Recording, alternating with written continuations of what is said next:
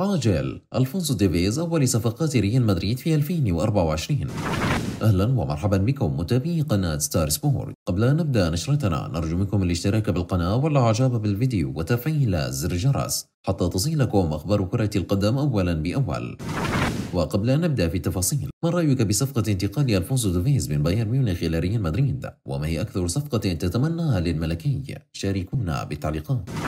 أبدى نادي ريال مدريد الإسباني اهتمامه بأحد النجوم البارزين في بايرن ميونخ الألماني أملا في ضمه بنهاية الموسم القادم. وكشف صحيفة أسي الإسبانية عن رغبة النادي الملكي في التعاقد مع ظهير الكندي ألفونسو ديفيز بعد 18 شهرا. ويحظى صاحب ال 22 عاما بإعجاب إدارة نادي العاصمة الإسبانية والمدرب الإيطالي كارلو أنشيلوتي، مما جعله هدفا رئيسيا للميرينجي في صيف 2024. وإلى جانب تألقه مع الفريق البافاري إلا أن ظهور ديفيز المميز مع منتخب كندا في كأس العالم 2022 لفت أنظار ريال مدريد رغم خروج فريقه من الدور الأول. وكانت هناك شكوك داخل أروقة النادي الإسباني بشأن قدرة اللاعب الشاب على اللعب في تلك المستويات الكبرى، لكنه بددها بظهور اللافت في المونديال. وظهر ألفونسو ديفيز تميزه على الصعيد الفني وكذلك الجانب القيادي في شخصيته في أجواء صعبة مثل كأس العالم. هذه المميزات جعلت ريال مدريد يستهدف اللاعب الذي يجيد أيضا اللعب كجناح أيمن وأيسر لضمه في المستقبل القريب. ورغم تجديد المدرب الألماني توماس سوخيل على أنه يعتبر ديفيز ركيزة أساسية في مشروعه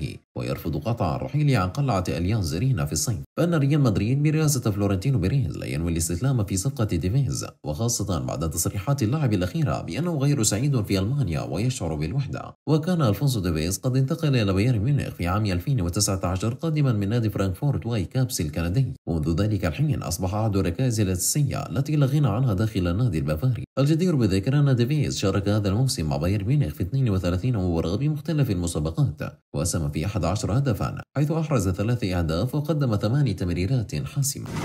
متابعينا الكرام، شكرا لكم على حسن المشاهدة، ولا تنسوا الاشتراك بالقناة والإعجاب بالفيديو وتفعيل زر الجرس فضلا وليس أمرا.